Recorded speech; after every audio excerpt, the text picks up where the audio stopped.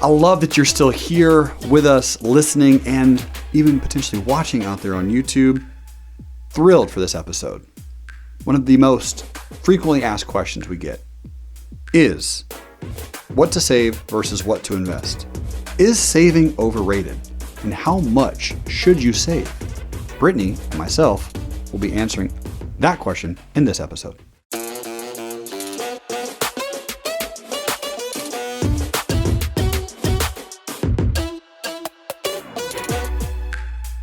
We're saving, we're investing. How much? What percentages?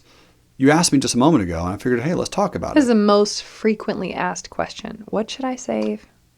Yeah, I invest? you're right. This is a heavy one. This is the one that people ask all the time. Every time. And we can discuss and kind of talk through it right now. Yeah. So, Britt, what's your answer? We are not professional advisors that you are paying in exchange for this knowledge. We're going to give you our best advice based on our experience and based on what we have seen work in people's lives. Yep. You can't sue us for this. Just saying now. Yeah. All right. My best advice for people with zero financial education. Zero. So you None. haven't spent any time educating Nope. yourself for some reason on financial They stuff. want to get into it. Yep. And normally a mistake people make is they go into debt, or they throw all their money into trying to do an asset, but they don't know what they're doing, and then they lose it, and then they go into this cycle of Correct. I can't make it, and all the negative thoughts, and Right. then they just stay in their job forever that Boom. they hate, and they go into debt even more, and it's this miserable cycle. Yes. So for those with zero financial education, I say save 6 months worth of your monthly expenses, keep it in a savings account, and anything above that you can start investing with. Okay. Now, why do I do that? In case COVID-19 comes out and steals your job, Yeah. you have 6 months to recalculate. You're not completely broke down to zero. Right. Now, if you have kids, I say 1 year's worth of savings. Okay. Now, that's a lot for people. It doesn't matter. You have no financial education. Yeah. And between you and your spouse, if you lost your jobs and you have kids and you have a whole year's worth of savings, oh my gosh, Yeah. you have plenty of time to recalculate your whole lives and figure Right. this out. Initially, people might say, well, those numbers are staggering, and we're not going to specifically go through all the ways that you can save money. Again, we mentioned this numerous times. Literally Google it. Like, how to save money. You'll get all the tiny, tiny little tips and tricks of things that you can just boop, move aside, peel off. It can be everything from coupons to just don't have Netflix, and take that money and put it into a savings account. Now, as Britnie mentioned, you're absolutely correct. Zero financial direction. That's a very, very smart way to go. And please start the financial education. Yeah. You're listening to Broke to Woke. You are reading some books. You are getting some of that knowledge. Once you've done that, you can start investing a lot more than you save. Because for me, and I'm pretty positive I mentioned this in the last season, I don't have a rainy day fund. I don't have an emergency fund. I don't have anything. I haven't had that for a long time, meaning I don't save money. I don't have money where I'm like, okay, and that's just sitting there doing nothing, you know? But you know how to make it make money. Exactly. Every dollar you have could be making you money. Could be doing something, right? You can everything from home equity line of credits to credit cards to whole life insurance policies where you can loan against the cash balance. What I've done at one point. You're saying some really risky stuff that we are not telling you to do unless you have. Financial education. You know what the heck you're doing, guys. Learn it up. Because what I did is I took every savings, every dollar, and put it right into Bitcoin. So when you have savings or money that I was saving for taxes or money that I was saving for literally anything, I would just take it and put it into an asset, right? Something that I believed was an asset. And it was. This is when you were brand new? No, I still had 4 years of education under my belt. So you knew to do that later. Yeah, exactly. Man, that's ultimate leverage. It is. It's ultimate That's a leverage. lot. But I mean, could you do that and take a lot of your savings and buy Apple stock with it? Or BP or Walmart or Costco or Johnson & Johnson or Procter & Gamble or Pfizer? And the answer is yes, you can. Those companies, in my personal opinion, will not be at zero in the next 10 years. They're going to appreciate that you already pay a dividend, right? You're getting somewhere between 2 to 3% interest on your money just to have it there, plus the capital appreciation of your money. Quick tidbit for those who are listening. If you take $100,000 let's not even say that much. You take $10,000 and you invest it into a company like Apple, right? Apple, let's say hypothetically grows 100% over the course of 4 years. Okay, that $10,000 that you invest into Apple over the course of 4 years doubles. Right now you have 20. Well, what's really, really interesting is Apple does pay a dividend of approximately 2%. So over that 4-year period, your money has now doubled. Your savings have doubled to 10,000 and to 20,000. Are you getting, Britnie, 2% interest on the 10,000, or are you getting your 2% interest on the 20,000? 20,000. Which is amazing. That's such a cool concept, because now you're getting more return on even more money, and you started with that $10,000 investment. Sounds a little better than a CD. It's a lot better than a CD. Yeah, a lot better. Why do people invest in CDs at all? Because they just don't have the knowledge, and they don't have the confidence. They don't have the education. But it's the S word. Yeah. Well, what's the S word? Safe. Yeah, it's a 4-letter word that starts with S. Man. That's very dangerous. I've got another weird thing that I've Okay. seen people do. Tell me. So my thing, again, for no financial education, it's 6 months of savings. If you're married, it's a year. What I have seen people do is they actually have like 12 years worth of savings, just chilling there, doing nothing, or 2 years or 3 years. If you have more than a year, start investing it, guys. Start finding a way to put it into things. I really met a couple that had 8 years worth of savings just chilling there, and they refused to invest it because they could lose it all. And I was like, But it doesn't matter. It's like you got 8 years. Take 6 of them. Smartest, most educated people I've ever met, formally educated people I've ever met, and refused out of fear. And it's like, you really don't think you could figure it out in a year? Yeah. In a year. Yeah, but we don't want our savings account to go down. I'm like, what are you going to use it for? Right. It's just What sitting are you there. going to use? So people do crazy things. How do you break people out of that kind of fear, Britnie? How do you do it? I like to play worst case scenario. Okay. I do this with myself a lot. When I catch myself in fear and I start to get paralyzed or I make weird decisions, well, first of all, we've got a core value in the company that says we do not make decisions out of fear. No, we never make decisions out of fear. It's really easy in real estate because there's a lot of fear. For myself, I like to play out absolute worst case scenario.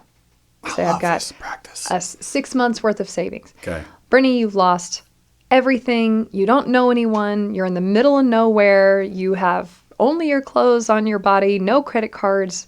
You've gone bankrupt or whatever, and everybody that you love hates you. What do you do?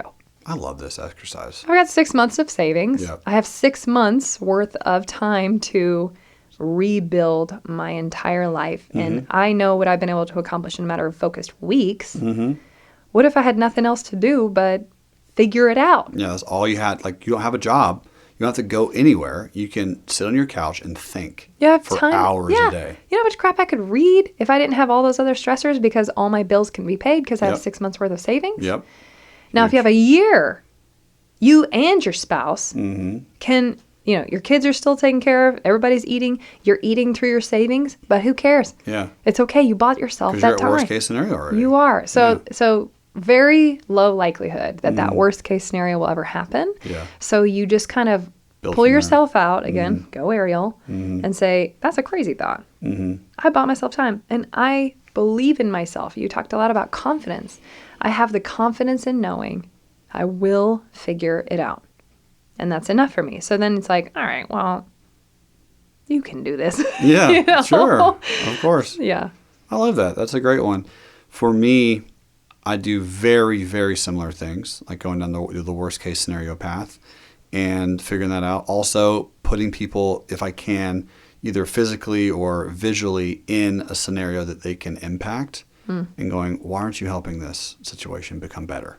Right? You have the money to do it. You have the time to do it. You have the ability to do it. Give me an example. Yeah. So let's work with one of my coaching students. So I had a coaching student who was like, Jerremy, here's a particular initiative that I would love to help out with and fund.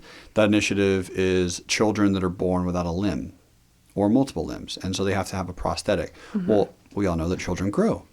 So as children grow, the prosthetics have to grow with them. And they change. And that's a lot of money for a potential family. And so there's donors, grants, sponsorships. There's all kinds of things. But that money has to come from somewhere. Exactly. So he's like, Jerremy, dude, I would love to be able to donate $1 million to someone in that situation, right? Or to that organization, to that charity. And I'm like, bro, you have $4 million. Like you can do that right now. He's like, well, I know I could. I was like, yeah, you can. Like, that's an amazing goal, but you're not thinking big enough. Most people have a dream that their dream is something that they can do now. They can do it now. You mentioned a few episodes ago, I want to travel the world, but I don't have enough money. I can't travel the world. Why not? I don't have enough money. How much do you have? $900,000. I'm not a millionaire. Yeah. Because I'm not a millionaire, I can't do that. Yeah. I'm like, dude, you can travel and live with Airbnbs and or hotels and or hostels and Southwest flights. Thousands of dollars a month. 2,000, 3,000, plus, food, everything. Now, do you have to travel that way? You don't have to, but you can if that's what you really want to do. If you want to travel and get out there. Long story short, put those people in a scenario where they can start seeing it and, like you said, mapping it out, getting really, really specific. And that goes back to all the things we've just been talking about the entire season 2 is creating those mental micro magical moments, showing them you can achieve this, showing them the map, going bigger picture, going all the way into that 20-year scope, working backwards. All of those things will absolutely work for someone in that scenario.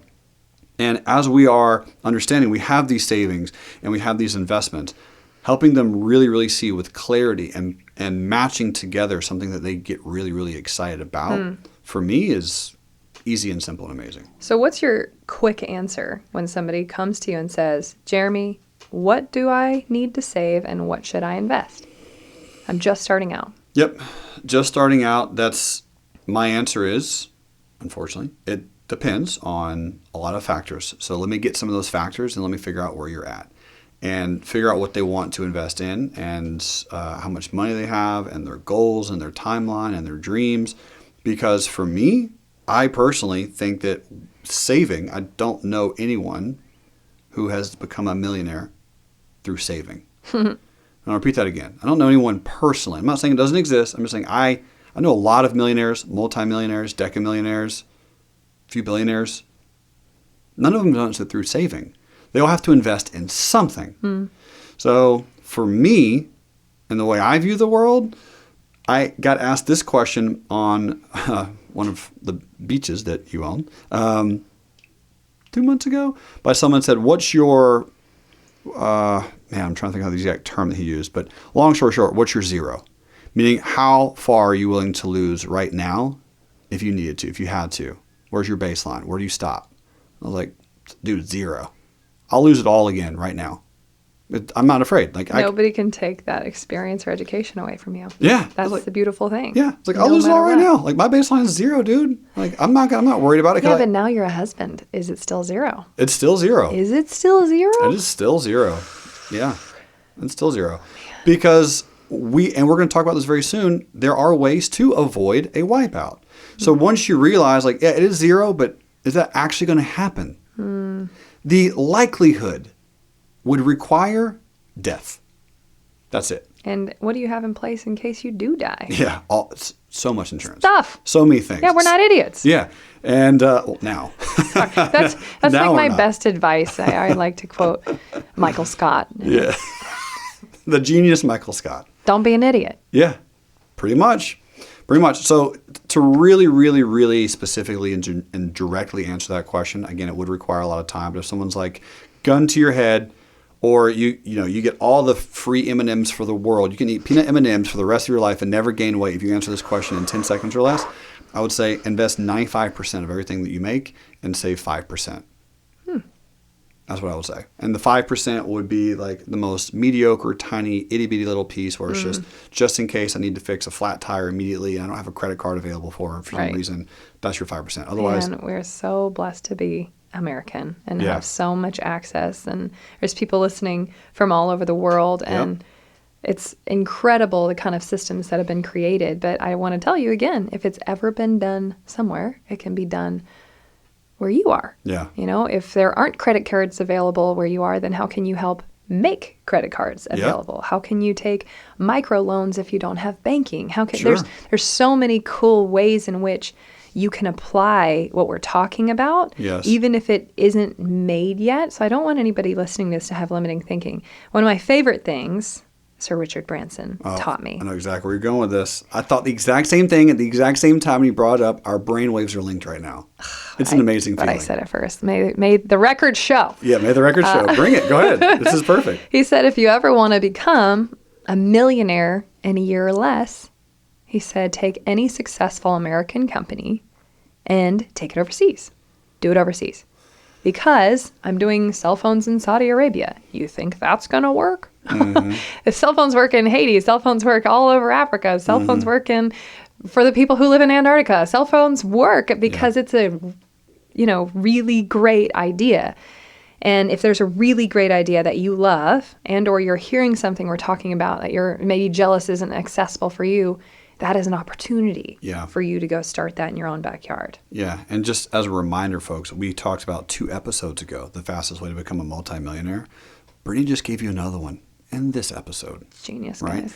And taking that knowledge, taking that ability is an investment. So when you're talking about invest 95%, save 5, again, as you mentioned, if you live in that area of the world where that might not be readily accessible, that investment can be into human skill sets, human knowledge. Going through and talking to someone, talking to a developer, talking to someone who has a very precise skill set that can build something on a software system or can build something on a decentralized ledger, right? That has the ability to create this thing that you can use this thing to then propel you from wherever you are, using that either money or the sales, negotiation, influence abilities to say, hey, will you work with me, right? You can give away equity into a company that hasn't even been established yet to have someone help come alongside of you to build something. Absolutely. There's so much that you can do. There's so much, and you don't even have to do it internationally. I'm going to tell you guys a secret that I haven't told anybody. Oh boy, another one? Another amazing secret? I am known for being a very progressive and innovative, genius developer. How does she come up with these profound ideas in Nashville? I've got stalkers and all these people. Can I please take you to coffee? Now I do have some really good original ideas. Yep. But a lot of times I'll just go to super progressive cities. Mm-hmm.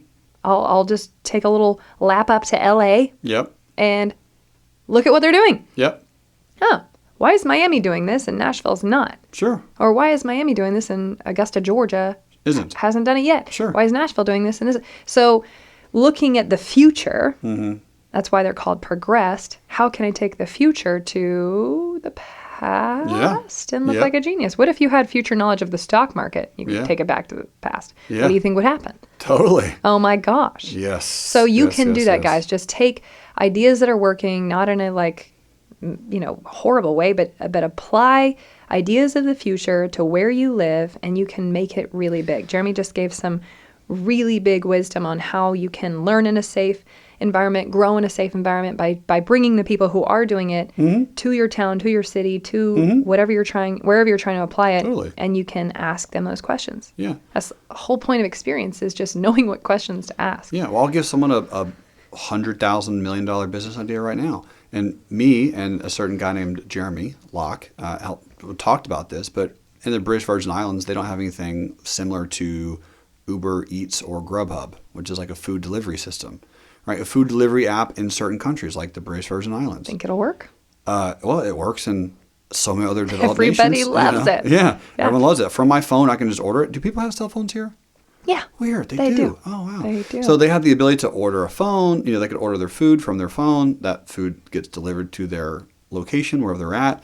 And Jerremy had another idea about using boats, using yachts, rent them out like a B&B, right? So a boat bed and breakfast, right, instead of an Airbnb. Yeah, that's a good idea. So just the tiniest things are okay, cool, boom. Yeah. Now, a lot of people come up with that idea, and then they get stuck. They're like, oh, I don't know how to do that. I'm sorry. I'm stuck on Boat B&B. I need to go buy the domain right now. This is so... Well, this episode hasn't aired yet. I would rent so many more boats if this was a thing. Why am I not... All right. We're going to take a pause. We need a break. Well, on that note, there's an episode coming up that we will talk about avoiding the wipeout, because we kind of touched on it in this episode. I mean, what would happen? What do we need to do? There are, I think, tactical things that people can do to avoid that in case something awful happens. And what to do in the event you do wipe out. Because have you ever wiped out before? It's the only reason you've worked with me. Yes. Yes, it Yeah. is. And I may have tasted that Yeah. before in my lifetime. We've both tasted There's some it. real practical ways to pull yourself back up off the ground and go 10x. We're going to talk about that in the very next episode. Stay tuned.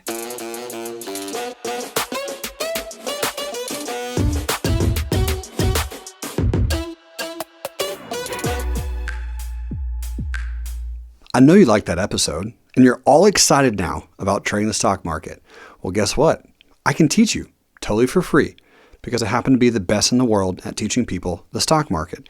Go to broketowoke.com, and you'll notice on that website there are direct links to my education, to our platforms, and tools and resources that Britnie and I have compiled together for your use. I'll see you there.